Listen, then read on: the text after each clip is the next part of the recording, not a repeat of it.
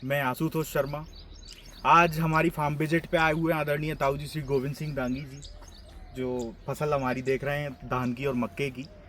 आज हम ताऊ जी जानना चाहेंगे कि आप धान और मक्के के बारे में क्या जानना चाहते हैं हमसे। तो किसान भाइयों, आज मैं इनके फार्म हाउस पर आया हूँ और मैंने देखा कि इनकी जो धान की खेती और इधर जो मक्के की खेती लगी हुई है, आज के मौसम के हिसाब से हम यदि देखते हैं तो सबसे बेस्ट कहूँगा। मैं बहुत निरीक्षण करता रहता हूँ, किसानों के जाता रहता हूँ।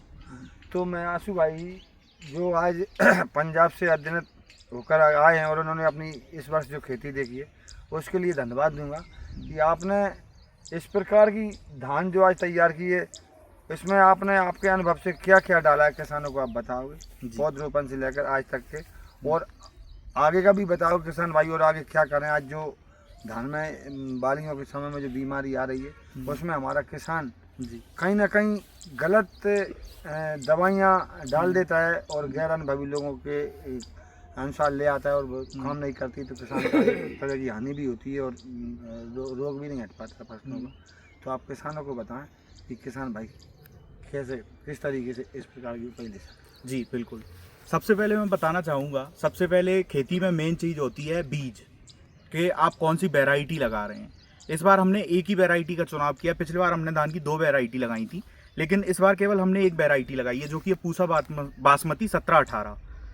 तो ये वैरायटी हमने पूरी ज़मीन में एक ही वैरायटी लगाई है। धान में, मक्के में करीब हमने 4 वैरायटी लगाई हैं।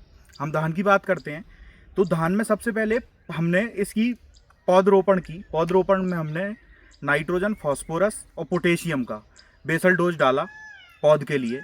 उसके बाद एक यूरिया का डोज ऊपर से दिया।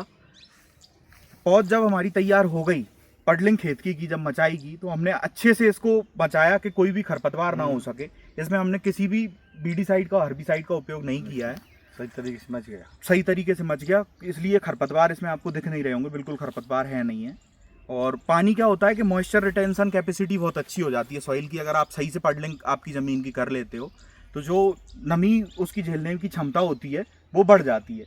और इस बार बारिश इतनी हुई है कि बारिश से इतनी बीमारियां आई हैं कि कोई गिनती नहीं है। कोई गिनती नहीं है जी। तो अब धान की पौधरोपण के टाइम पे हमने सिंगल सुपर फॉस्फेट का यूज किया, SSP का, जिसमें कि 16% फॉस्फोरस होता है। तो बेसल डोज में हमने वो डाला और उसके साथ हमने MOP का उपयोग किया, म्यूरेट ऑफ पोटास, 60% जिसमें पोटास होता है। उसके बाद हमने 20 दिन की जब पौध हमारी हो गई तो DAP और नाइट्रोजन के लिए यूरिया का उपयोग किया। और साथ में हमने उसमें माइक्रोराइजा, बायो फर्टिलाइजर्स के उपयोग किए, जिससे क्या होता है कि जो सॉइल सॉल्यूशन में न्यूट्रिएंट्स हैं, सॉइल सॉल्यूशन में जो न्यूट्रिएंट्स हैं, तत्व जो हैं, वो अच्छे से आपकी फसल को मिल सकें। क्या होता है कई बार अनअवेलेबल फॉर्म में न्यूट्रिएंट चले जाते हैं, ज़रूरी नहीं है जो खाद हम दे रहे हैं वो डायरेक्ट मिल जाए, उसके कई प्रभाव पड़ते हैं। तो उसके लिए हमने बायो माइक्रोराइजल फर्टिलाइजर्स बाजार में उपलब्ध हैं और बहुत सस्ते हैं, उनका किसान अवश्य उपयोग करें। 20 दिन में हमने उसका उपयोग किया। जब दूसरा डोज हमने नाइट्रोजन का डाला, नाइट्रोजन हम किस्तों में देते हैं, 3 किस्तों में नाइट्रोजन देते हैं। पहला बेसल डोज में, और दूसरा किस्त होती है हमारी जब 20 दिन की धान हो जाती है हमारी तब, और तीसरी किस्त होती है 40 से 45 दिन की धान हो जाती है तब। अब जब हमारी धान 40 से 45 दिन की हो गई तो उसमें हमने ग्रेनुअल बेस्ड इंसेक्टिसाइड का उपयोग किया, जिसमें हमने उपयोग किया CTPR प्लस थायोमेथोक्साम का। जिससे क्या होता है कि जो पत्ती लपेट है और भी आपको इल्लियाँ दिखती हैं, BPH पे भी कई तरह वो काबू पाता है।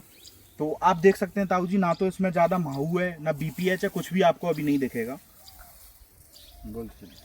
अब इस बार क्या हुआ था, बहुत ज़्यादा बारिश हुई। बारिश होने के कारण शीत ब्लाइट की समस्या थोड़ी हमें आई थी, तो उसके लिए हमने एजोक्सिस्ट्रोक्सिन प्लस डाइफेकानाजोल का उपयोग किया। कहीं कहीं माहू और BPH भी दिख रही थी, आप पिछले बार आए थे तब। तो माहू और BPH के लिए हमने पाइमेट्रोजन उनका उपयोग किया था। और ऊपर जो थोड़ी और बहुत है उसके लिए हमने थोड़ी सी इमीडा 70% WG का भी उपयोग किया, इमीडा क्लोरपेड का। और इसके बाद अभी हमने कुछ इसमें उपयोग नहीं किया है, कोई दूसरा स्प्रे नहीं करा है। एक ही स्प्रे अभी तक हमारा हुआ है। अभी धान हमारी गभोट स्थिति पे है। तो किसान भाइयों, आपने देखा कि इनने किस किस प्रकार से क्या क्या धान में डाला है। आज मैंने कई फार्म हाउस पर जा कर के देखा है कि धान में कई प्रकार के रोग इस समय आ रहे हैं, जैसे कि जगह जगह पर लाल लाल पत्तियां पड़ रही हैं, चांद ऐसी पड़ चुकी हैं, कहीं किसी के में ब्लास्ट के जैसी स्थिति बनी हुई है। उन किसानों ने भी दवाई डाल दी है।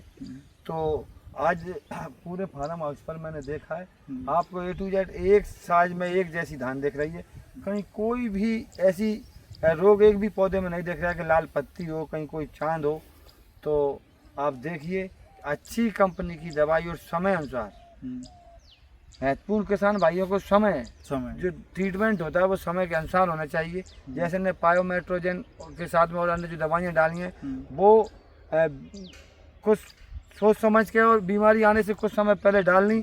आज वो बीमारी हमारी फसल में नहीं आ पाई और आज जो गबोट की स्थिति बनी हुई है किसान भाइयों, आप देख रहे हो कहीं कहीं ये बालियाँ निकल रही। तो इनके दाने के भराव के लिए आशु भाई किसान भाई क्या डाले जी, इस पर भी हमारे किसानों को बताएं, क्योंकि अभी इसका समय है। हमारा किसान जब वीडियो देखेगा तो वो अभी कुछ डाल सकता है और लाभ ले सकता है।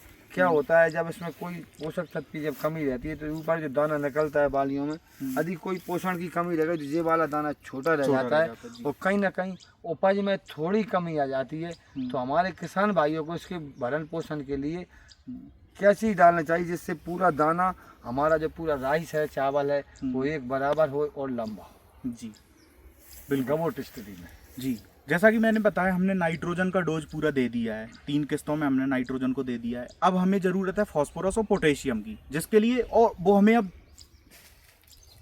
ब्रॉडकास्ट करके नहीं देना है, फेंक के नहीं देना है, उसको हम फोलियर स्प्रे करेंगे, स्प्रे के माध्यम से देंगे, जिसमें हम लेंगे 05234 पानी में घुलनशील NPK, जिसमें 52% फास्फोरस है और 34% पोटेशियम है।